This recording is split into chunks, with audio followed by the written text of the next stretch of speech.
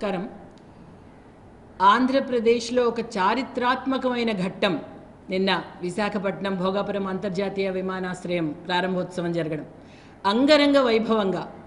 అదే ఎంత ఒక అద్భుతమైన ఒక ఈవెంట్ అంటే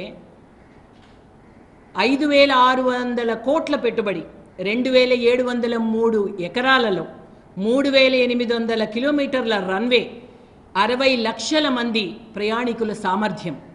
అంటే ఇంత అద్భుతంగా, అంతేకాకుండా అక్కడ ఏరోస్పేస్ యూనివర్సిటీ లాగా, అంటే ఒక ఎడ్యూసిటీ, ఒక ఏవియేషన్ సెంటర్, అంతేకాకుండా పైలట్స్ శిక్షణా కేంద్రం, ఇంతేకాకుండా cargo handling system, 25,000 metric tons cargo సామర్థ్యం గల ఒక అంతర్జాతీయ విమానాశ్రయం. ఇది ఇప్పుడు ఏ విధంగా ఒక ఉత్తరాంధ్ర తయారైంది అంటే, నిన్నటిదాకా ఉత్తరాంధ్ర వేరు, ఇంకా ఈ వైజాగ్ అల్లూరి సీతారామరాజు ఇంటర్నేషనల్ ఎయిర్పోర్ట్ ప్రారంభోత్సవం తర్వాత ఉత్తరాంధ్ర వేరు. ఒక కలలు సాకారం చేసిన ప్రధాని నరేంద్ర మోదీ గారు.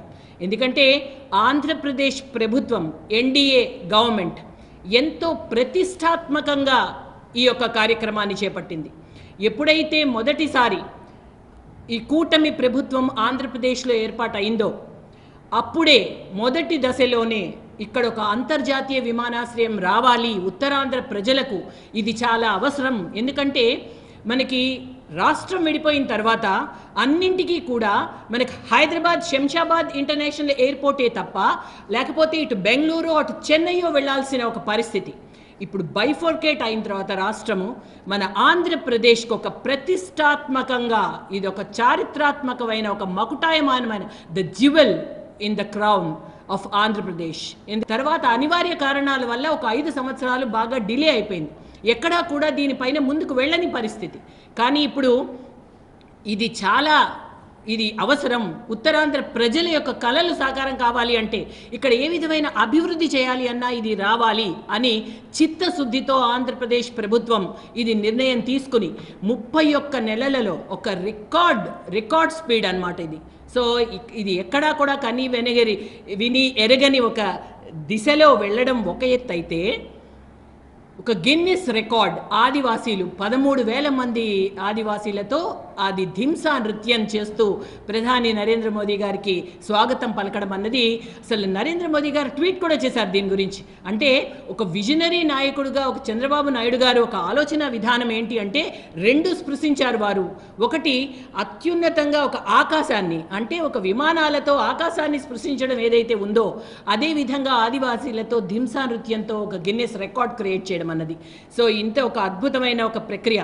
దీనికి మోదీ గారు వస్తూనే అసలు 18,000 కోట్ల పెట్టుబడులు, ఇక్కడ ప్రారంభోత్సవాలు, శంకుస్థాపనలు జాతికి అంకితం చేసిన విధానం చూస్తే, ఒక ఆంధ్రప్రదేశ్లో అభివృద్ధి ఎంత స్పీడ్గా, ఎంత తొందరగా వెళ్తోంది అంటే, కొత్తగా ఏర్పాటైన ఆంధ్రప్రదేశ్ ఇన్ని వేల కోట్ల పెట్టుబడులు, ఇది ఒకసారి కాదు, 2 సార్లు కాదు, ఇది 5వ సారి మోదీ గారు రావడం. అందులోనూ ఉత్తరాంధ్రకి ఇది 3వ సారి. ఎప్పుడొచ్చినా కొన్ని వేల కోట్ల పెట్టుబడులు ఇక్కడికి వచ్చి అనౌన్స్ చేయడం. మొదటిసారి వచ్చారు అంటే ఈ మోదీ 3లోనే, 3వ సారి ప్రధానిగా అయిన తర్వాత విషయాలు చెప్తున్నాను. ఎందుకంటే ఇక్కడ మొదటిసారి వచ్చినప్పుడు 2,08,000 కోట్లు ఇదే విశాఖపట్నంలో శాంక్షన్ చేస్తూ, అటు గ్రీన్ హైడ్రోజన్ పవర్ ప్రాజెక్ట్ కానీ, బల్క్ డ్రగ్ పార్క్ కానీ, ఈ ప్రాజెక్ట్స్ అన్నీ కూడా శంకుస్థాపన చేయడం. అండ్ రెండవ మాట, అమరావతి వచ్చినప్పుడు అమరావతి అభివృద్ధి కోసం 50,000 కోట్ల విలువ గల ప్రాజెక్ట్స్ అనౌన్స్ చేయడం ఏదైతేనేని. అండ్ అంతకుముందు రాయలసీమకు వచ్చినప్పుడు 15,000 కోట్ల ప్రాజెక్ట్స్ రాయలసీమలో. అంటే రాయలసీమని ఒక డిఫెన్స్ హబ్గా, ఏరోస్పేస్ హబ్గా, అంటే మొన్నటిదాకా ఒక రాయలసీమ అంటే ఒక రతనాల సీమ అని మనం ఎప్పుడులో చరిత్రలో మనం చూసాం. కానీ ప్రాక్టికల్లీ అది పాసిబుల్, ఒక సఫలం, ఒక సానుకూలంగా దాన్ని మలిచిన తీరు. అంతేకాకుండా నిన్న మోదీ గారు మాట్లాడుతూ చెప్పారు, అసలు విశాఖపట్నం ఒక ఈ గూగుల్ డేటా సెంటర్స్ వీటితో ఇది ఒక ఏఐ హబ్గాను, అలాగే ఇక్కడ ఐటీ కంపెనీస్, ఆల్రెడీ ఇక్కడ ఎన్నో ఐటీ కంపెనీస్ ఉన్నాయి, ఇంకా చాలా బహుళార్థ కంపెనీలన్నీ కూడా ఇక్కడికి రావడం, దానివల్ల ఇది ఐటీ హబ్. అంతేకాదు ఇది సెమీ కండక్టర్ చిప్స్ తయారీ కేంద్రం కూడా. యాక్చువల్లీ మన దేశంలో దీనికి ఒక మంచి బడ్జెట్, ఈ యొక్క కేంద్రాలు మన దేశంలో ప్రారంభం కావాలి అని ఎప్పుడైతే మోదీ గారు మన సెంట్రల్ గవర్నమెంట్ తలచిందో ఎన్డీఏ ప్రభుత్వము, దక్షిణ భారతదేశంలో మొట్టమొదటి సెమీ కండక్టర్ సెంటర్ ఏదైనా ఉంది అంటే అది ఆంధ్రప్రదేశ్కి శాంక్షన్ కావడం. అంటే దీనిని బట్టి మనకి ఇక్కడ ఆంధ్రప్రదేశ్లో సెమీ కండక్టర్ దానిలో 2 ఫేజెస్లో, మొదటి దశలో 600 కోట్లతో, రెండవ దశలో 1800 కోట్లతో ఇక్కడ ఈ పనులు జరగడం. దీనివల్ల ప్రత్యక్షంగాను పరోక్షంగాను ఈ సెమీ కండక్టర్ తయారీ అంటే లేటెస్ట్గా ప్యాకేజింగ్ సిస్టమ్, దీనిలోనే 2500 ఉద్యోగ అవకాశాలు. ఇది కాకుండా మన అంతర్జాతీయ విమానాశ్రయం పేరుతో ఇక్కడ ఎంత మందికి ఒక ఉద్యోగ అవకాశాలు, 1,00,000 మందికి ఇప్పుడే, అది కూడా ఆగస్టు 17 నుంచి కూడా ప్రారంభం అవుతుంది అని చెప్పడం జరుగుతోంది.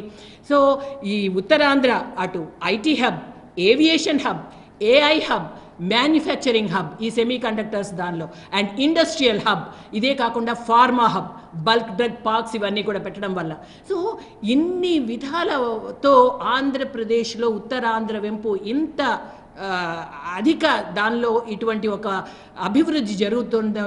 ఇదే కాకుండా నిన్న మరొక ముఖ్యమైన విషయం చెప్పారు నరేంద్ర మోదీ గారు, పిఎం గతి శక్తి ప్లాన్. ఈ Gati Shakti plan is such a wonderful plan. ఇదేంటి అంటే అటు పోర్ట్సు, ఇటు రైల్వేసు, ఇటు ఎయిర్పోర్ట్స్ అనుసంధానంతో చేసే ఒక అభివృద్ధి. దీనివల్ల విసిఐసి, విశాఖ చెన్నై ఇండస్ట్రియల్ కారిడారే కాదు, ఒక విశాఖపట్నం ఇకనామిక్ రీజియన్గా విసిఆర్, దానికి ఇక్కడ ఇది ప్రధానమైన కేంద్రంగా కాబోతుంది. కాబట్టి ఇటు సెమీ కండక్టర్స్కి ఆంధ్రప్రదేశ్ ఒక ప్రధాన కేంద్రంగా అవుతూ ఇక్కడ మ్యానుఫ్యాక్చరింగ్ హబ్గా తయారవడమే కాకుండా ఈ గతి శక్తి మాస్టర్ ప్లాన్తో ఈ యొక్క ఈ ఇండస్ట్రియల్ కారిడార్ ఏదైతే ఉందో దీనిలో మూలపట్నం, రామాయపట్నం, ఈ పోర్ట్స్ అన్నిటినీ కూడా డెవలప్మెంట్. మనకు ఆంధ్రప్రదేశ్ చక్కగా 950 కిలోమీటర్ల నదీ పరివాహక ప్రాంతం, దీనిని ఉపయోగించుకోవడం, ఇంత అద్భుతంగా మన ఆంధ్రప్రదేశ్ అభివృద్ధి త్వరితగతిన ముందుకు వెళ్ళడం వల్ల ఆంధ్రప్రదేశ్ అభివృద్ధి చేస్తున్నందుకు ప్రధాని నరేంద్ర మోదీ గారికి ధన్యవాదాలు తెలియజేస్తూ, నిన్న చాలా ఈ ప్రతిష్టాత్మకమైన చారిత్రాత్మకమైన ఘట్టంలో ఒక ముఖ్యంగా మన రాష్ట్ర ముఖ్యమంత్రి వర్యులు శ్రీ చంద్రబాబు నాయుడు గారు మోదీ గారికి ధన్యవాదాలు తెలియజేస్తూ, ఇన్ని విశేషణాలతో ఆంధ్రప్రదేశ్ను ఆదుకున్న కేంద్ర ప్రభుత్వం, అందులో ఇదన్నీ కూడా సఫలం కావడానికి, సాకారం కావడానికి ప్రధానమైన కారణం మోదీ గారు అని చెప్పి మోదీ గారికి ధన్యవాదాలు చేసి తెలిపిన విధానం. అండ్ పవన్ కళ్యాణ్ గారు డిప్యూటీ సీఎం వారు కూడా మోదీ గారు పిలుస్తున్న పిలుపుకి, యువతకి వారు ఒక మాట, ఎందుకంటే ఇటువంటి ఒక ప్రధాని మనకి ఒక్క రోజు కూడా సెలవు తీసుకోకుండా 24 గంటలు కూడా శ్రమిస్తూ మన దేశ భవిష్యత్తు కోసం పాటుపడుతున్న ఇటువంటి ఒక ప్రధానికి మనందరం చేదోడు వాదోడుగా ఉండాలి. మనందరం మన యొక్క చేయూతని, మన యొక్క సంఘటితత్వాన్ని తెలియచేస్తేనే ఇంకా ఎన్నో గొప్ప గొప్ప విషయాలు చేయగలరు అని ప్రశంసిస్తూ మన రాష్ట్ర ముఖ్యమంత్రి వర్యులు చంద్రబాబు నాయుడు గారు, అలాగే ఉప ముఖ్యమంత్రి పవన్ కళ్యాణ్ గారు ధన్యవాదాలు తెలియచేస్తూ సభాముఖంగా చేసిన ఒక విషయం అయితే చాలా, అది వారికి కూడా మా భారతీయ జనతా పార్టీ తరఫున మేము ధన్యవాదాలు తెలియజేసుకుంటున్నాం.